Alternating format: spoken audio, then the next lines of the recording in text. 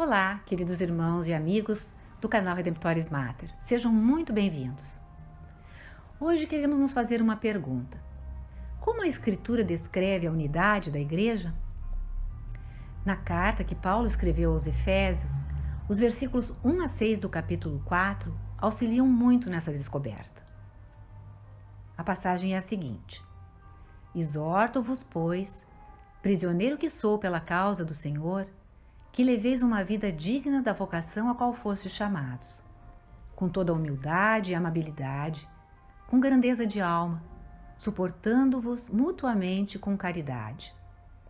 Sede solícitos em conservar a unidade do Espírito no vínculo da paz. Sede um só corpo e um só Espírito, assim como fostes chamados pela vossa vocação a uma só esperança. Há um só Senhor, uma só fé, um só batismo. Há um só Deus e Pai de todos, que atua acima de todos, por todos e em todos. Paulo escreveu aos Efésios da prisão. Não se sabe bem de qual prisão, pois ele foi preso várias vezes e não disse na carta de qual se tratava. Paulo usava as cartas como hoje nós usamos as comunicações virtuais, que fazemos através do uso da tecnologia. A carta era a tecnologia do tempo paulino. O sistema postal romano era muito confiável. E para se fazer presente nas igrejas que havia fundado, Paulo utiliza esse sistema, escrevendo aos Efésios, aos Filipenses, aos Colossenses e a Filemon. Ele menciona bastante o assunto do sofrimento por conta do Evangelho e das divisões entre as assembleias, buscando a unidade dos cristãos, que eram perseguidos de fora pelas autoridades e estavam sendo divididos por dentro, e assim era difícil subsistir. Jesus mesmo ensinara: se uma família está dividida contra ela mesma, não subsistirá. Éfeso, como já vimos em uma outra postagem, é uma das maiores cidades da época, rica, culturalmente influente, e Paulo pede aos Efésios que vivam de acordo com o chamado que receberam. Ele usa essa linguagem vocacional. Sempre que fala em chamado, usa a palavra grega para vocação, que é o chamado para uma missão. Hoje em dia, vocação é uma palavra utilizada mais restritivamente, referindo-se ao sacerdócio ou à vida religiosa ou matrimonial, por exemplo. Mas Paulo, quando falava em vocação, em chamado, referia-se à vocação batismal, ao batismo. O chamado que é para ser membro do corpo místico de Cristo, membro da igreja, da eclésia. Eclésia significa justamente aqueles que são chamados, aqueles que têm vocação. Por isso a igreja foi chamada de eclésia. Todos são chamados a fazer parte do corpo de Cristo e a colaborar com ele na salvação. Pois bem, parte da vocação batismal é viver uma vida de virtude. Não apenas ser membro de uma paróquia, embora isso seja muito importante, nem mesmo só receber os sacramentos. Estes são a porta de entrada para viver a vida virtuosa que corresponde à identidade cristã. Pelas virtudes que ele lista, vemos o chamado à humildade. Esta é a vocação cristã: pequenez, humildade, mansidão, gentileza, paciência. Suportar uns aos outros com amor, na caridade. Tudo para manter a unidade do Espírito no vínculo da paz. A paz que deve reinar entre os membros de Cristo. Se o corpo é um só, todos os órgãos e membros devem trabalhar em conjunto para a saúde e o bem-estar do corpo todo. Um corpo dividido não consegue viver. É o que acontece, por exemplo, com certas doenças que atacam o sistema imunológico, chamadas doenças autoimunes. A desordem que elas provocam pode ser mortal para a pessoa. Assim, os membros do corpo de Cristo não podem brigar uns com os outros e quebrar o vínculo de unidade do Espírito. Divisão está no reino de Satanás. O reino de Cristo é união, unidade. Vejamos os elementos de unidade que Paulo apresenta aos Efésios e que devem estar presentes na igreja ainda hoje e sempre. No versículo 3, Paulo diz que se deve manter a unidade do Espírito. Significa a singularidade, o caráter único, a harmonia, o acordo entre as pessoas. Essa unidade a que a igreja é chamada deve ser visível, pois no versículo 4 ele diz: há um só corpo. Quando fala da igreja ou de Cristo como um só corpo, está falando desta unidade visível, pois os corpos são visíveis. Embora haja também uma unidade invisível sugerida pela palavra Espírito. A unidade deve ser ainda escatológica. A escatologia é aquela parte da teologia que se refere à esperança para o futuro. E Paulo diz que há uma só esperança. Todos esperamos o mesmo: a ressurreição dos mortos e a vida eterna. É o que se reza no credo. Como cristãos, partilhamos desta esperança e não de outras. Há também uma unidade cristológica, pois temos um só Senhor. Não há o seu Jesus, o meu Jesus, o Jesus daqueles lá. Então, há só uma cristologia. Há uma unidade doutrinal sobre Jesus. Paulo usa a palavra pistis, que se refere a certas verdades de fé, às quais é dado o assentimento. Verdades nas quais acreditamos. Quando começaram as heresias, a igreja primitiva falou na regra da fé. Regra da fé é aquilo que era professado no credo dos apóstolos, que depois se desenvolveu.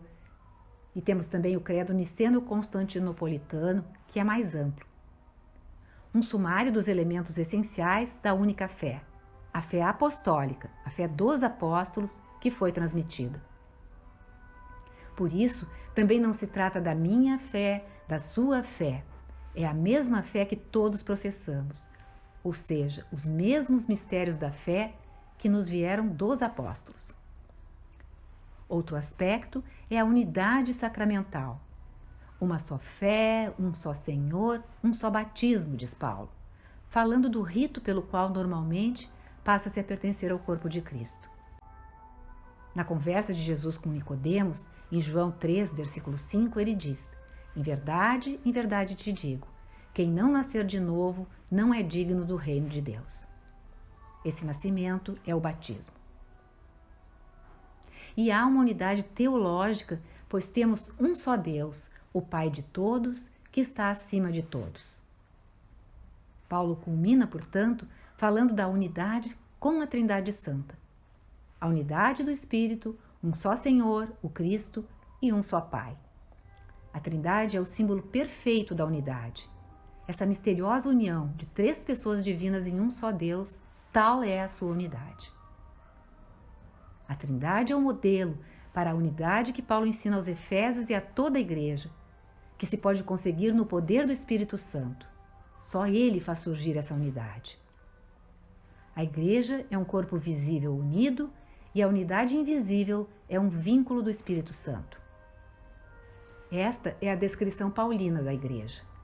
Não indivíduos múltiplos, estabelecendo novas igrejas, seitas, fazendo divisões, se auto-enviando em missão. Nisto não há unidade, nem transparência sobre quem é a cabeça e quem são os membros. Esta não é a igreja dos apóstolos. A igreja dos apóstolos é una, católica, ou seja, universal, e, por óbvio, apostólica. Aliás, no capítulo 2 da mesma carta, no versículo 19, Paulo refere: consequentemente, já não sois hóspedes nem peregrinos, mas sois concidadãos dos santos e membros da família de Deus, edificados sobre o fundamento dos apóstolos e profetas, tendo por pedra angular o próprio Cristo Jesus. É nele que todo o edifício, harmonicamente disposto, se levanta até formar um templo santo no Senhor.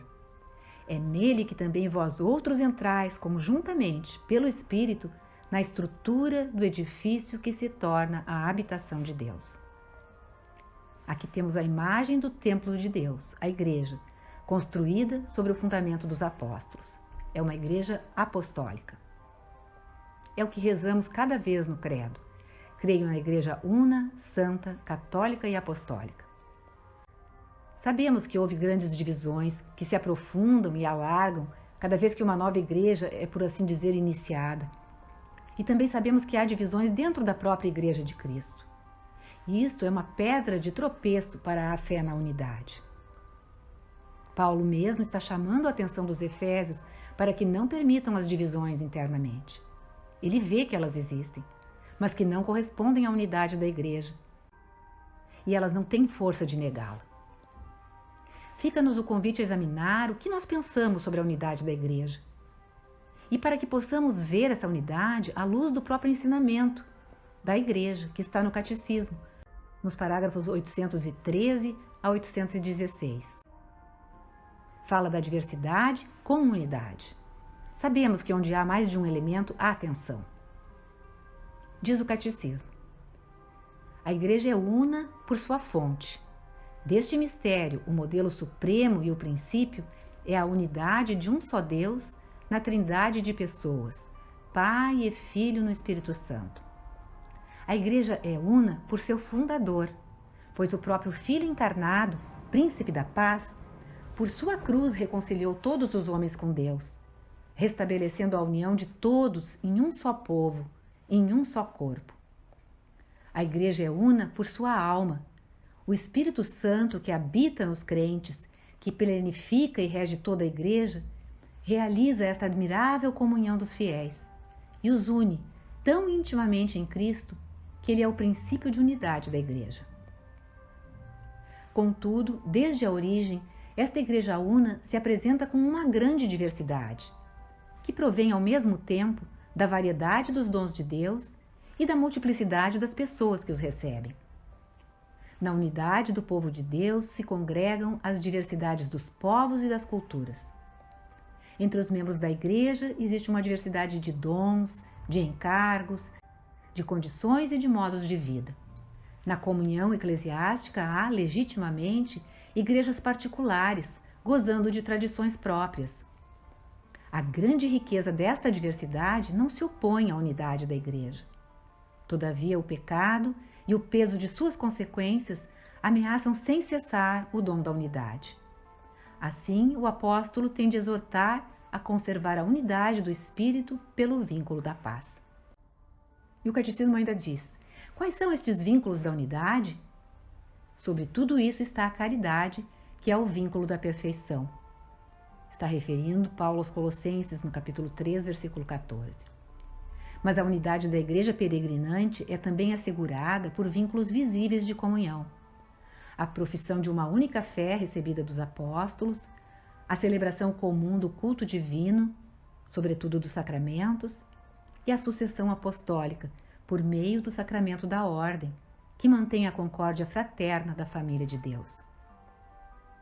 A única igreja de Cristo é aquela que nosso Salvador, depois de sua ressurreição, entregou a Pedro para que fosse seu pastor e confiou a ele e aos demais apóstolos para propagá-la e regê-la.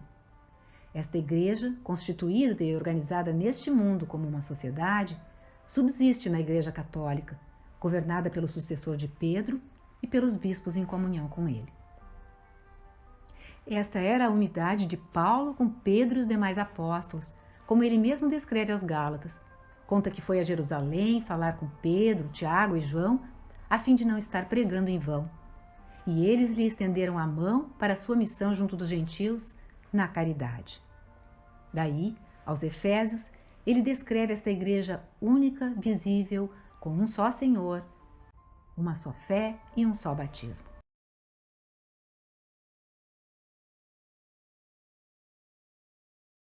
O Senhor esteja convosco, Ele está no meio de nós. Abençoe-vos Deus Todo-Poderoso, Pai, Filho e Espírito Santo. Amém. Obrigada por ter acompanhado esta postagem. Se você gostou, clique seu like, inscreva-se no canal e acione o sininho para ser notificado de outras publicações.